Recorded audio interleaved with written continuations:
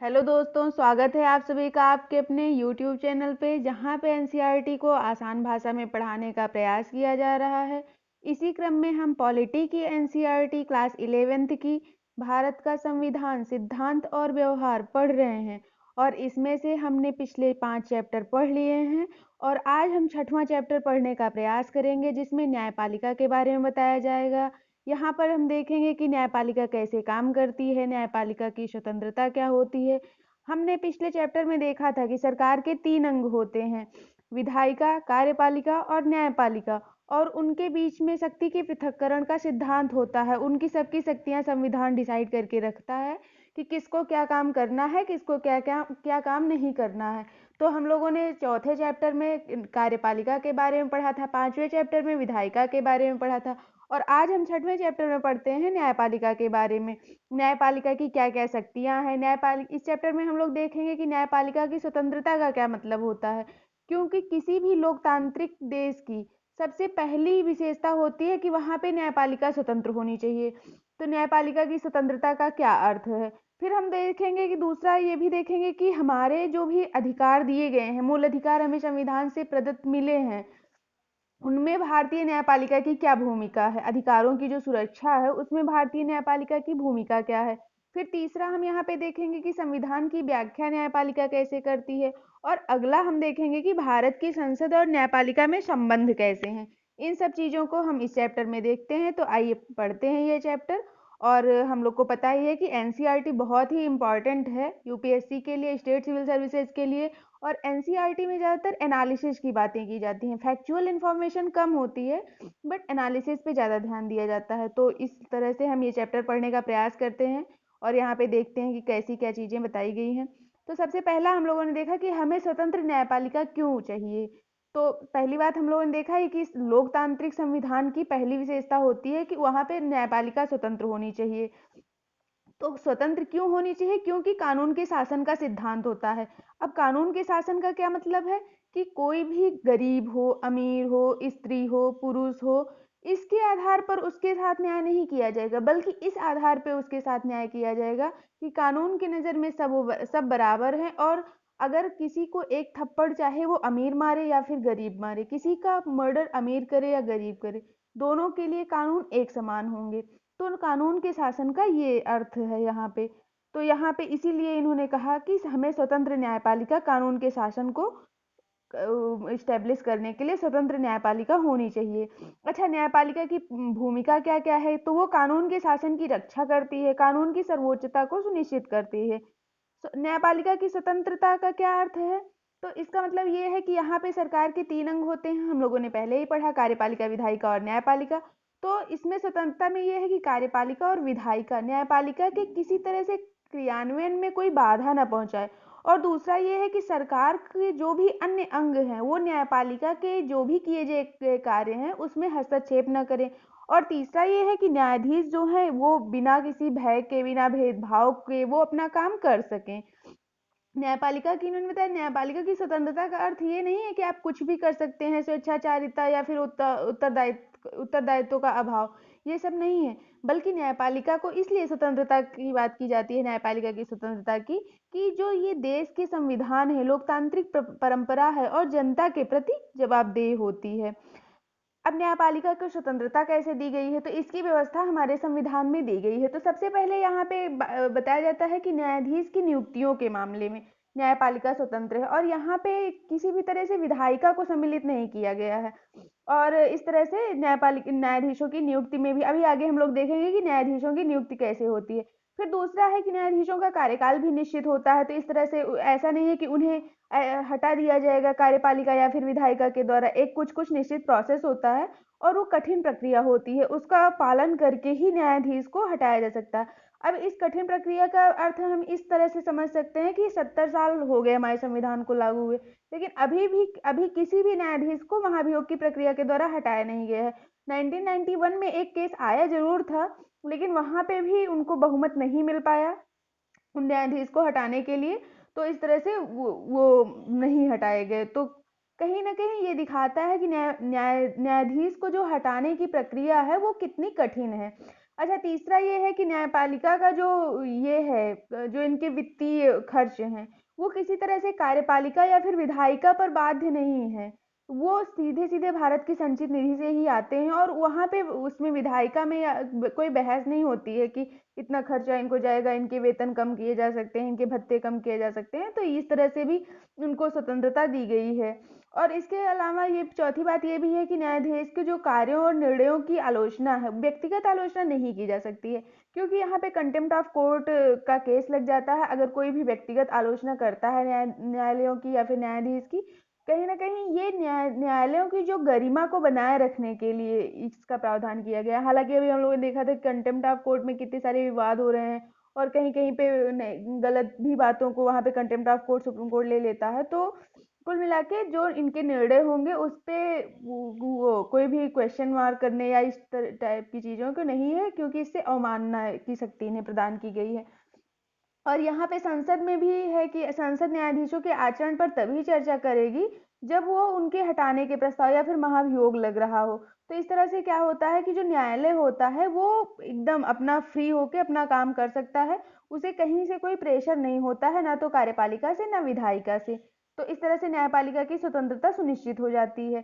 अब न्यायाधीशों की नियुक्ति कैसे होती है? हम लोगों ने देखा कि न्यायपालिका की स्वतंत्रता में पहला पॉइंट था कि न्यायाधीशों की नियुक्ति। अब न्यायाधीशों की नियुक्ति में क्या है कि अगर हम लोग देखें तो राजनीतिक रूप से न्यायाधीशों की नियुक्ति पे बहुत बार बहुत विवाद होते रहते हैं। और होता ये है न्यायाधीशों की नियुक्ति कि सबसे पहले जो वो सुप्रीम कोर्ट के जैसे चीफ जस्टिस ऑफ इंडिया की नियुक्ति करनी है, तो जो भी सुप्रीम कोर्ट का जज रहेगा, सबसे ज्यादा बड़ा, उसी को यहाँ पे नियुक्ति दी जाती है, उसको बनाया जाता है सुप्रीम वो जज। और लेकिन कभी कभी पे मतलब दो बार ऐसा हुआ है 1973 में और 1975 में। जब 1973 में क्या हुआ था कि न्यायमूर्ति A.N. रे को भारत का मुख्य न्यायाधीश नियुक्त किया गया था, जबकि वो सीनियर मोस्ट जज नहीं थे। और 1975 में भी इसी तरह से M.H. बेग की नियुक्ति की गई थी, और वो भी उस टाइम पे सीनियर मोस्ट जज नहीं थे। वैसे प्रक्रिया यही फॉलो अप की जाती है कि जो भी सीनियर मोस्ट जज होता है उसी को चीफ जस्टिस ऑफ इंडिया के रूप में नियुक्त किया जाता है सुप्रीम कोर्ट के। और इसमें जो सर्वोच्च न्यायालय और उच्च न्यायालय के जो भी न्यायाधीश होते हैं उनकी नियुक्ति भारत के राष्ट्रपति करते हैं। और वो जो चीफ जस्टिस ऑफ इंडिया होते हैं उनकी सलाह के आधार पे ही किया जाता है। अच्छा, शुरू में ये था कि न्यायालय का जो भी सलाह होगा वो सलाहकारी ही होगा, मतलब राष्ट्रपति वही नियुक्त करने के लिए बाध्य नहीं है। लेकिन बाद में यहाँ पे कॉलेजियम वाला जब सिस्टम आता है तो इसमें क्या किया जाता है कि 3-4 सदस्यों का वो नाम लिख के दे देते हैं सुप्रीम कोर्ट के जो सीनियर मोस्ट जज रहते हैं, और 3 और जज, मतलब 4 लोगों की एक समिति बना के कॉलेजियम व्यवस्था से वो दे देते हैं कि किस इनमें से किस किस का करना। अब उसमें है कि राष्ट्रपति उसमें से चूज कर सकता है कि हाँ हमें ये इनको करना है और इनको नहीं करना, और वो प्रस्ताव वापस कर सकता है। लेकिन राष्ट्रपति पूरी तरीके से उनको खत्म नहीं कर सकता कि नहीं हम ये वाली नियुक्ति नहीं करेंगे, ये वाली नियुक्ति नहीं करेंगे। मतलब जो प्रस्ताव जाएगा वो न्यायपालिका की ही तरफ से जाएगा। तो इस तरह से जो यहाँ पे राष्ट्रपति नियुक्तियां करता है, लेकिन जो प्रस्ताव होता है वो न्यायपालिका की तरफ से होता है। तो कहीं ना कहीं जो नियुक्ति है उसमें न्यायपालिका का महत्व ज्यादा है। तो इस तरह से ये सामूहिकता का सिद्धांत स्थापित करता है। ये क्वेश्चन पूछा भी गया यूपीएससी में कि सर्वोच्च न्यायालय ने नियुक्तियों की सिफारिश के संबंध में निम्नलिखित में से किस सिद्धांत को स्थापित किया? तो ये सामूहिकता का सिद्धांत है। फिर इसके बाद है कि न्यायाधीशों को पद से कैसे हटाया जाता है। तो यहाँ पे है कि जो सर्वोच्च न्यायालय के न्यायाधीश होते हैं उनको पद से हटाना काफी कठिन होता है। यहाँ पे कदाचार साबित होना चाहिए या तो अयोग्यता की दशा में ही उन्हें हटाया जा सकता है, और इसके लिए संसद के विशेष बहुमत की भी जरूरत होती है। और जैसे उनकी नियुक्ति में विधायिका और कार्यपालिका की बहुत कम भूमिका है, लेकिन उनको हटाने में मतलब नियुक्ति में तो विधायिका की कोई भूमिका ही नहीं है, कार्यपालिका ही है। राष्ट्रपति उनको नियुक्त कर देता है जो भी वो देते हैं chief justice of India collegium वाले से, लेकिन उनको हटाने की शक्ति विधायिका के ही पास है। तो इस तरह से जो यहाँ पे कोशिश की गई है कि शक्ति संतुलन भी बना रहे और न्यायपालिका की स्वतंत्रता भी रहे। और इस तरह से संसद के पास ये प्रस्ताव आता है न्यायाधीश को हटाने के लिए, उन पर महाभियोग लगाने के लिए। और इसमें से ये है कि दो दो तिहाई वो देते हैं मतदान, और उसके बाद फिर उनके ऊपर पूरी जांच कमेटी बैठती है, और वो संसद के कम से कम संसद के सदन की कुल संख्या के आधे से अधिक सदस्यों के भी उसमें बहुमत होना चाहिए। एक तो दो तिहाई सदस्यों का होना चाहिए, और दूसरा है कि संसद के जो सदन की कुल संख्या है उसके उसके आधे से अधिक होना चाहिए। तो कुल मिला के यहाँ पे विशेष बहुमत का प्रावधान किया गया है। तो यहाँ पे हम लोगों ने देखा है कि 1991 में एक आया था यहाँ पे पहली बार न्यायमूर्ति रामास्वामी के लिए आया था, लेकिन वो पारित नहीं हो पाया था। तो इस तरह से अभी तक किसी भी न्यायाधीश पे महाभियोग नहीं लगाया जा सका। अब न्यायपालिका की संरचना अगर हम लोग देखें तो हमारे यहाँ पे एकीकृत न्यायपालिका की व्यवस्था की गई है। एकीकृत न्यायपालिका का मतलब ये है कि एक सर्वोच्च न्यायालय होगा, उसी के तहत और भी जो न्यायालय होंगे। जैसे यहाँ पे सबसे पहली बात, जो भारत का सर्वोच्च न्यायालय सुप्रीम कोर्ट ऑफ इंडिया, इसमें है कि पहला तो इसका ये है कि इसके जितने भी फैसले होंगे वो सारी अदालतों को मान्य होंगे। ऐसा नहीं है कि कोई अदालत मानेगी और कोई अदालत नहीं मानेगी। फिर ये है दूसरा, इसका ये है कि ये जो हाई कोर्ट के न्यायाधीश हैं उनका भी तबादला करता है, मतलब उनका तबादला कर सकता है। उनको जो एक हाई कोर्ट से दूसरे हाई कोर्ट में जो तबादले वाली प्रक्रिया होती है उसमें सुप्रीम कोर्ट का ही बहुत योगदान होता है। फिर तीसरा ये है कि ये किसी भी अदालत का मुकदमा अपने पास मंगवा सकता है। अगर हाई कोर्ट में कोई प्रोसेस चल रहा हो और सुप्रीम कोर्ट में लगता है कि नहीं, ये यहाँ पे फैसला नहीं हो पाएगा, तो वो अपने पास मंगवा ले सकता है। फिर चौथा ये है कि ये किसी भी उच्च न्यायालय में चल रहे मुकदमे को दूसरे उच्च न्यायालय में भी भिजवा सकता है।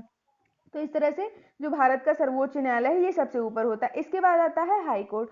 हाई कोर्ट में क्या है कि ये जो निचली अदालतों के जो भी फैसले होते हैं, जैसे सेशन कोर्ट में हम जाते हैं जब, और उसके बाद वहाँ पे कोई हमें अपील वाला जो अधिकार मिलता है, तो उसके बाद हम हाई कोर्ट में जाते हैं तो उनकी अपील का सुनवाई करता है। फिर है कि फंडामेंटल राइट्स को बहाल करने के लिए भी अपना रिट जारी करता है। हम लोगों ने फंडामेंटल राइट वाले चैप्टर में पढ़ा था।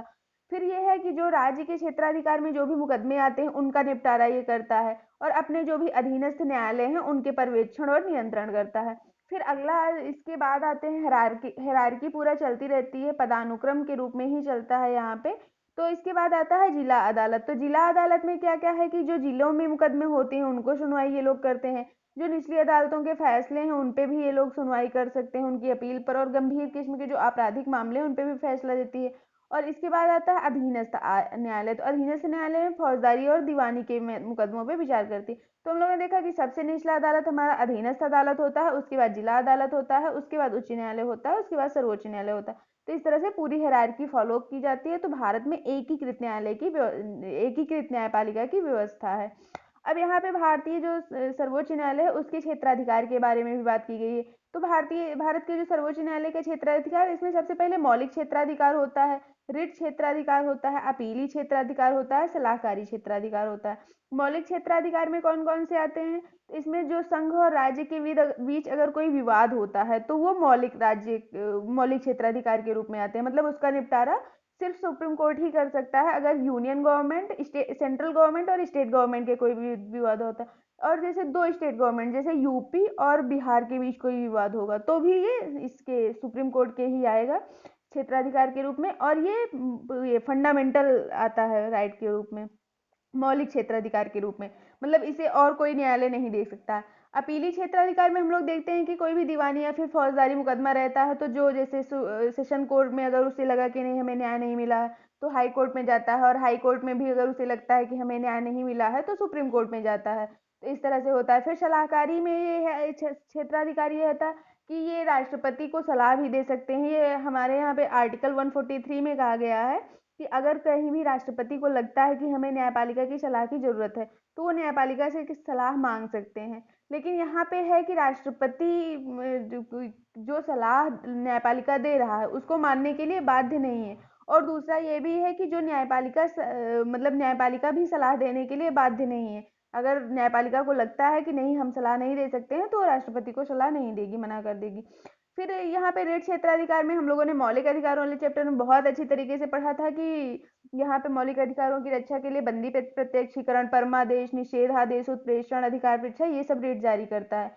फिर यहाँ पे कुछ कुछ विशेषाधिकार भी दिए गए हैं। यहाँ पे अगर कोई भारतीय भूभाग पर किसी भी अदालत द्वारा कोई भी मामला होता है तो इस पे स्पेशल लीव पिटिशन के तहत भी सुनवाई करने का अधिकार है। तो इस तरह से भारतीय न्यायपालिका के क्या क्या क्षेत्राधिकार है सर्वोच्च न्यायालय के, यहाँ पे इन सब चीजों के बारे में बताया गया।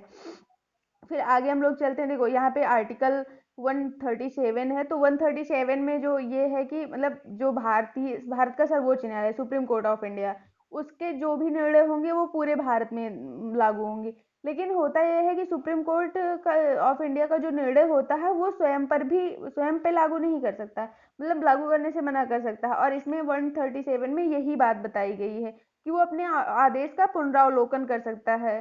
फिर आर्टिकल 144 में बताया गया है कि भारत के जो राज्य क्षेत्र के जितने भी सिविल और न्यायिक प्राधिकारी होंगे वो जो सुप्रीम कोर्ट की सहायता से ही काम करेंगे।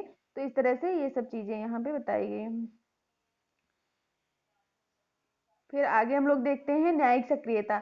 अच्छा, न्यायिक सक्रियता क्या है? तो न्यायिक सक्रियता हम लोगों ने देखा कि बहुत ही ज़्यादा इस टाइम पे चल रहा है, और ये सोशल एक्शन लिटिगेशन के रूप में होता है, पीआईएल के रूप में हम लोग हमेशा सुनते रहते हैं।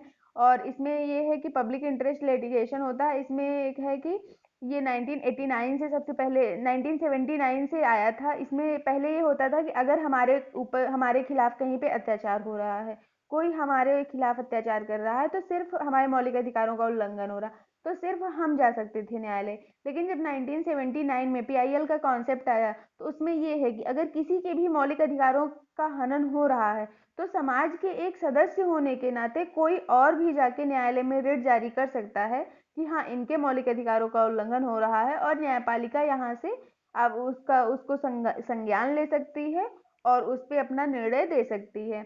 और इसी तरह से फिर अब क्या हुआ, हम लोगों ने देखा बहुत बार होता है कि अगर कहीं पे बहुत बड़े स्तर पे मौलिक अधिकारों का उल्लंघन होता है किसी के, तो न्यायपालिका यहाँ पे स्वतः संज्ञान लेती है। हाई कोर्ट कभी कभी स्वतः संज्ञान लेता है, सुप्रीम कोर्ट कभी कभी स्वतः संज्ञान लेके निर्णय देता है।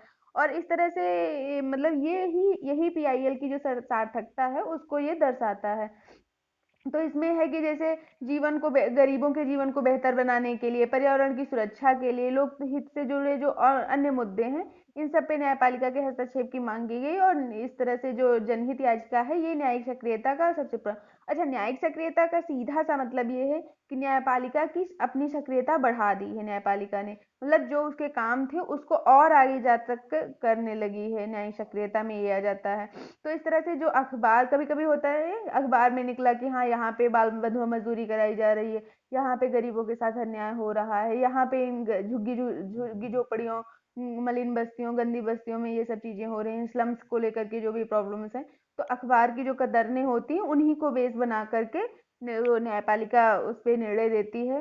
जो भी वहाँ पे एग्जीक्यूटिव या फिर जो भी रहते हैं लेजिस्लेटिव, उन सबको ये आदेश देती है कि अपना आप ऐसे इस तरह से मौलिक अधिकारों का उल्लंघन नहीं कर सकते हैं, और आर्टिकल 32 के तहत में वो रिट अपना जारी कर देती है। तो इस तरह से हम लोगों ने देखा न्यायिक सक्रियता। अच्छा, न्यायिक सक्रियता में है कि ये कहा, मतलब इन्होंने कहा कि बहुत ही ज़्यादा न्यायिक सक्रियता की बाढ़ आ गई, और इसमें है कि जैसे वो चुनाव को ज़्यादा उत्तरदायी बनाने के लिए, मतलब उसको ज़्यादा पारदर्शी बनाने के लिए भी न्यायिक सक्रियता का प्रयोग होने लगा। जो भी चुनाव लड़ते थे उनके प्रत्याशी उनको अपनी संपत्ति, आय और शैक्षणिक योग्यताओं के लिए शपथ पत्र, इन सबको लिए भी आदेश दिया। और लेकिन हाँ, यहाँ पे हम लोगों ने देखा कि जो भी पीआईएल है, क्या उसका सिर्फ पॉजिटिव ही है कि उसमें सब कुछ अच्छा अच्छा ही हो रहा है? तो इन्होंने कहा कि नहीं, ऐसा नहीं है, उनमें एक निगेटिव भी उसका एक पहलू है।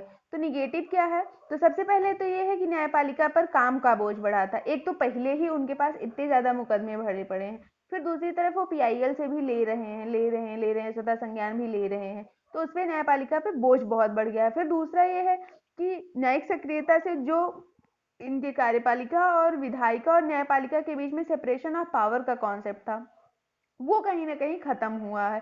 उनके बीच का अंतर धुंधला हो गया। इसका मतलब ये हुआ कि न्यायपालिका कार्यपालिका और विधायिका के भी कार्यों को कर रही है। जैसे अगर चुनाव सही तरीके से नहीं हो रहे हैं, तो ये काम चुनाव आयोग का है कि चुनाव आयोग उस पर काम करे, विधायिका उस पर कुछ कुछ कानून बनाए, चुनाव सही तरीके से नहीं है। स्वच्छ पर्यावरण का अधिकार है, लोगों को सही तरीके से पर्यावरण मिले, उसमें बहुत ज्यादा धूआं ना हो, प्रदूषण ना हो, तो इसके लिए कार्यपालिका जवाबदेह है। लेकिन यहाँ पे क्या होता है कि न्यायपालिका ज्यादा सक्रिय हो रही है। तो इस तरह से ये एक चीजें आ जाती है। तो न्यायिक सक्रियता में ये भी एक इसका निगेटिव पॉइंट है कि जो सेपरेशन ऑफ पावर, जो हमारे वो कॉन्स्टिट्यूशन का मूल है, उसका कहीं ना कहीं हनन होता है।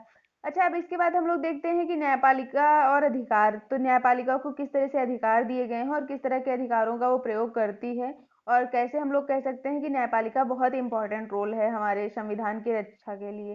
तो यहाँ पे है कि सबसे पहले तो हम लोगों ने देखा था कि अगर कहीं पे भी किसी के मौलिक अधिकारों का उल्लंघन होता है, तो ये बहुत तरीके से रिट जारी कर सकती है, बंदी प्रत्यक्षीकरण, परमादेश, इन सब रिटों को जारी कर सकती है। और आर्टिकल 32 के तहत ये सब जारी करती है सुप्रीम कोर्ट, और हाई कोर्ट आर्टिकल 226 के तहत जारी करता है। फिर दूसरा यहाँ पे है कि जो आर्टिकल 13 है उसके तहत में है, अगर न्यायपालिका को लगता है कि विधायिका ने कोई ऐसा कानून बनाया या फिर जो कार्यपालिका है उसने कोई ऐसा निर्णय पारित किया जो संविधान के अनुकूल नहीं है, तो उसको न्यायपालिका गैर कानूनी घोषित कर सकती है। तो इस तरह से जो न्यायिक पुनरावलोकन की शक्तियां हैं वो उनको इनको यहीं से मिलती है, आर्टिकल 13 से।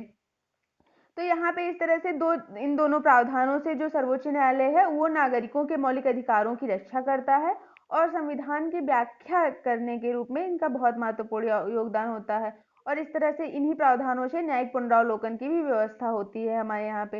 अच्छा, न्यायिक पुनरावलोकन की का क्या मतलब है कि हम लोग तब से बात कर रहे हैं न्यायिक पुनरावलोकन। तो इसका मतलब ये है कि अगर विधायिका कोई कानून पास करती है या फिर कार्यपालिका कोई आदेश पास करती है, तो न्यायपालिका देख सकती है कि हाँ, ये संविधान के अनुकूल है कि नहीं, संविधान सम्मत है कि नहीं। अगर कहीं पे उसे लगता है कि लोगों के मौलिक अधिकारों का उल्लंघन हो रहा है या फिर संविधान के अनुकूल नहीं है, तो उसको नल एंड वाइड घोषित कर सकती है और उस पे रोक लगा सकती है कुल मिला के। अच्छा, इन्होंने बताया कि संविधान में कहीं भी न्यायिक पुनरावलोकन के शब्द का उल्लेख नहीं किया गया है, लेकिन जो अभी आर्टिकल 13 हम लोगों ने पढ़ा उसी से इनको न्यायिक पुनरावलोकन की शक्तियां मिलती हैं। और इसके बाद ये भी देखती है कि अगर जैसे केंद्र सरकार है और राज्य सूची के किसी भी सब्जेक्ट पे उसने कानून बना दिया, तो राज्य तो गुस्सा करेंगे, बताओ हमारे ये राज्य सूची है और इस पे बनाने का अधिकार, इस पे कानून बनाने का अधिकार तो हमारा है। केंद्र कहेगा नहीं नहीं, ये पूरे देश के वो भविष्य की बात है, और इससे सब जुड़े हुए हैं, मतलब पूरा देश ही जुड़ा हुआ है इससे, इसलिए हम इस पे कानून बना सकते हैं। तो इसका निर्णय कौन करेगा? अगर सेंट्रल और स्टेट के बीच में कोई भी झगड़ा होता है तो भी यहाँ पे न्यायपालिका की बहुत महत्वपूर्ण भूमिका होती है। अगर राज्य को लगता है कि नहीं, ये राज्य सूची का कानून था और उसने मतलब संसद ने बिना किसी सहमति के ऐसे इस तरह से पास कर दिया और हमारे जो भी अधिकार हैं उनका इन्होंने दोहन किया, हम मतलब हमारे अधिकारों का दुरुपयोग, अपने अधिकारों का, अपने पद का दुरुपयोग किया और इस तरह से, तो ये न्यायपालिका में जा सकते हैं और वहां पे सर्वोच्च न्यायालय ही बताएगा कि ये राज्य सूची का विषय है या फिर केंद्र सूची का विषय है। अगर वो राज्य सूची के विषय होता है तो जो केंद्र सरकार ने वो कानून पारित किया है वो नल एंड वाइड घोषित हो जाएगा।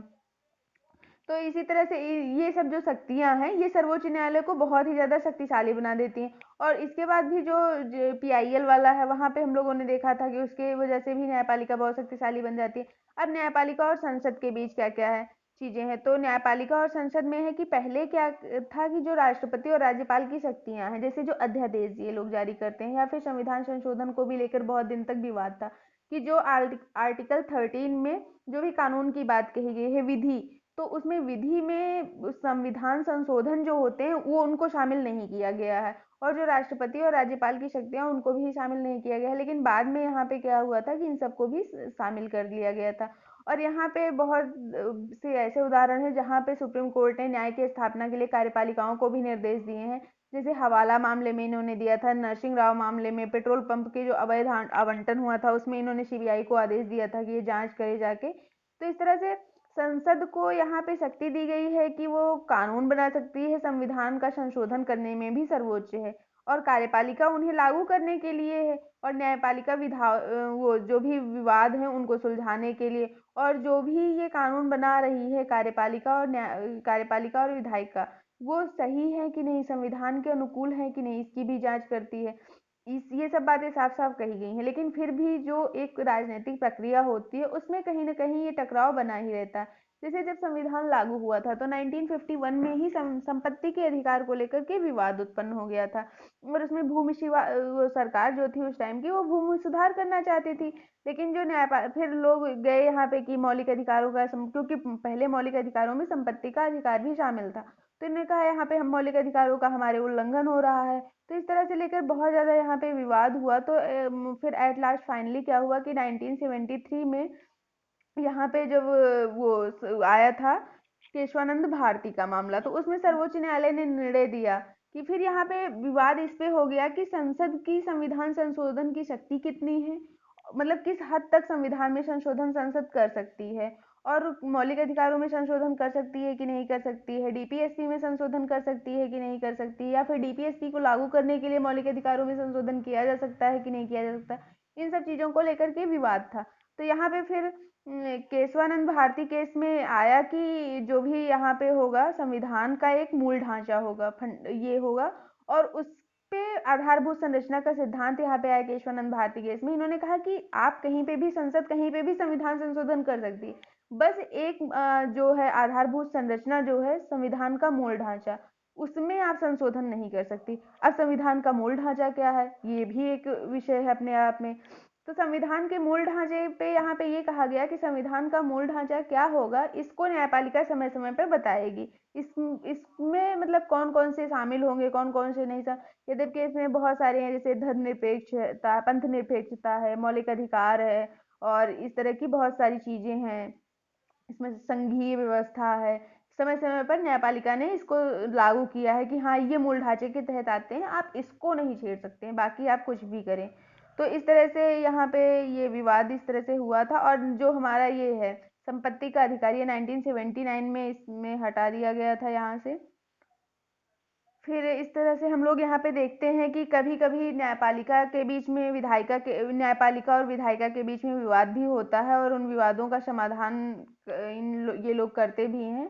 तो इसमें जो सेपरेशन ऑफ पावर है, किसी भी लोकतांत्रिक प्रक्रिया का ये एक हिस्सा होती है। और सेपरेशन ऑफ पावर में ये है कि हर, जैसे सरकार के 3 अंग है, न्यायपालिका, विधायिका और कार्यपालिका। तो न्यायपालिका भी विधायिका और कार्यपालिका का सम्मान करे, और विधायिका और कार्यपालिका भी न्यायपालिका का सम्मान करे। तो उसमें टकराव नहीं होता है, उसमें सह समायोजन होता है, और सब लोग एक साथ मिल करके देश की प्रगति का काम करते हैं।